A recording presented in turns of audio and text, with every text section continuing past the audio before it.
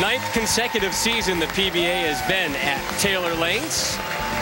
We're just about halfway through our opening match between Sean Rash and Mike Machuga, a match that originally was not scheduled, but a scoring malfunction in the position round made this necessary. Here are the two competitors on what exactly transpired. Being that it is a pinfall tournament, the reason for my appeal was because Sean Rash did bowl on the correct lane, not only on the right pair, but on the correct lane, his score should have counted originally. That is why I appealed. Kirk felt that it was a match play game and that match should be bowled against the proper opponent. It's good and it's bad.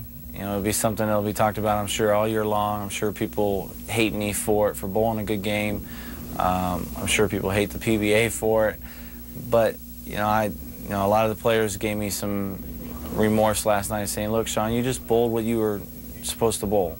And on the pair you're supposed to bowl and who you're supposed to bowl after it happened. And that definitely made me feel a little bit better after, you know, about an hour of thinking about it. And I think they did the best they could with the situation. The original ruling I do not agree with, but I think that they did the best they could with the situation, and I'm very grateful that they still give me a chance to win the trophy.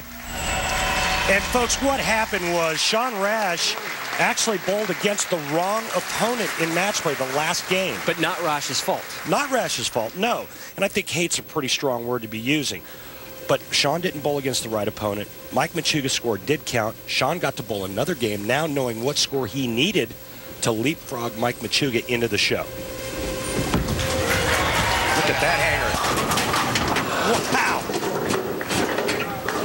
So what ends up happening is Sean Rash needs to shoot 256 or better to go around Mike Machuga. And so what does he do? He shoots 257. Well, now Mike Machuga's knocked out of the show. The decision's made. Hey, listen, to make all things fair, what if both of you make the telecast? We'll add a match. And both players agree to it. And I think it was the right decision. An equitable decision for all parties, and ESPN, not to pat our company on the back, but did the proper thing and saying, you know what, we understand you're going to go over your normal hour-and-a-half time frame. That is fine. Let's make sure that this is solved the way it needs to be properly done. So here we are after 6. We begin the 7th. Machuga up 24. Rash has yet to string together a pair of strikes.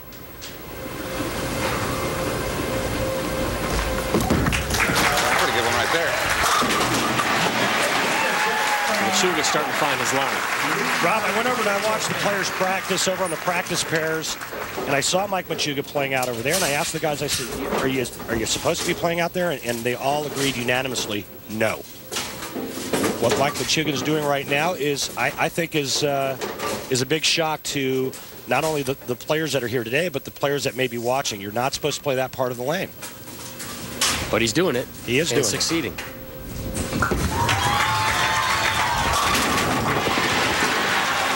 You see the look on Rash's face. I'm going to take it.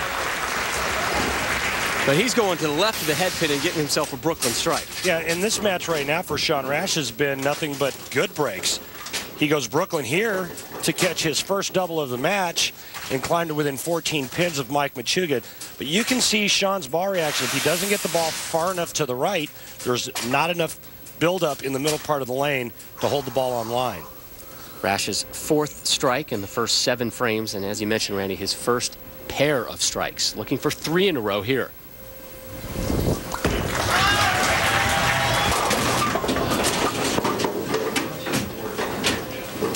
And this is what happens when you're kind of bowling in a phone booth. Sean Rash went Brooklyn. He knows he's got to give the ball a little bit more room to the right, but he also knows that if he gets it going too far to the right, that's what happens. Destroys that spare. We're going to need 4 new ones on the left lane. Oh, suck.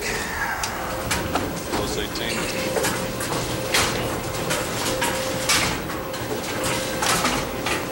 Machuga up 18 in the 8th.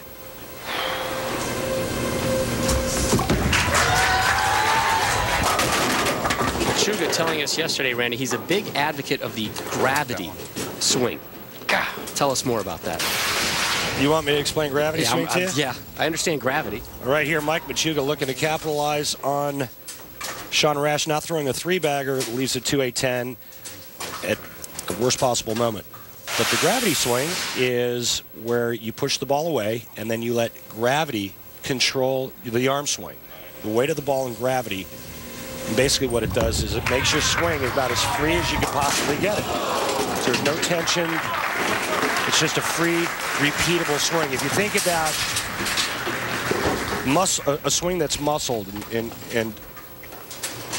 you know, you're arming it and jerking on it and grabbing it, that's not going to be near as consistent as something that's free-falling, and gravity's constantly making that ball and that swing go in the same spot every time.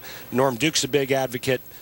Obviously, Mike Machuga, out of the same school, he's a big advocate. We begin the foundation frame. Machuga off his first open frame. High and heavy on that one. And right now for Mike Machuga, he should be thinking about filling frames with marks, because the look that Sean Rash has on the lanes doesn't look very good. And I think that Mike's mindset should be, hey, if I mark here in the 9th and 10th frame, I'm going to be in the high 190s. That may be enough to beat Sean Rash, who doesn't look like he's able to double.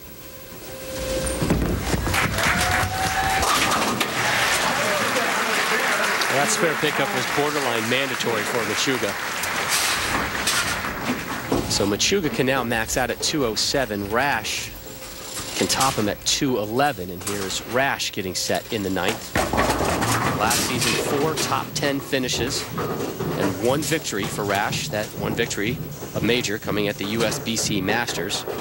This season, he is 5th on the PBA points leader list and 6th on the money list. So off to a fairly hot start for the young man from Wichita.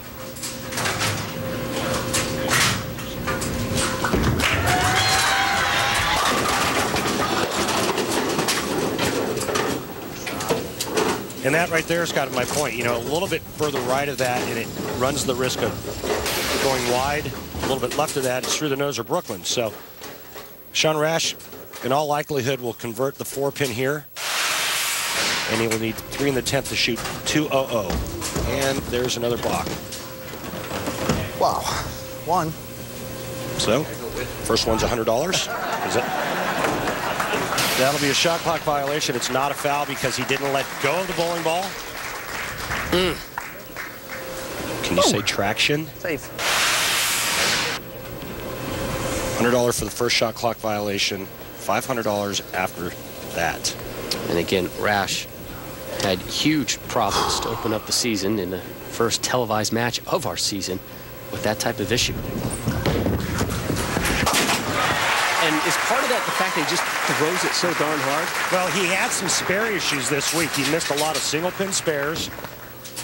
And I think that's why he balked on that particular shot there.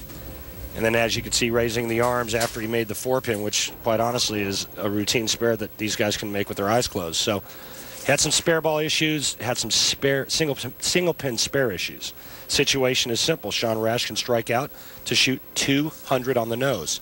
Mike Machuga can go strike spare to shoot 197.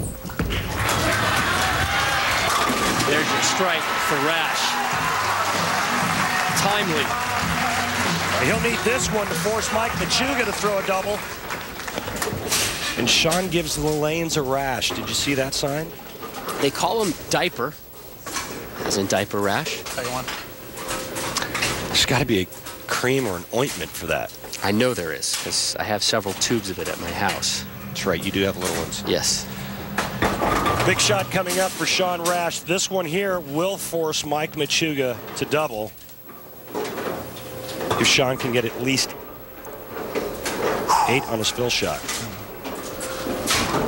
That's some good quick math, my friend. I'm impressed.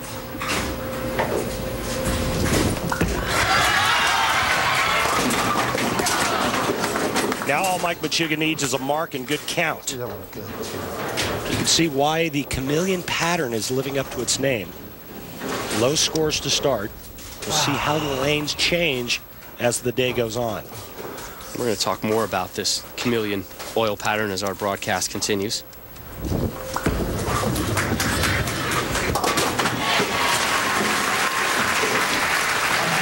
So Rash is in the books at 190.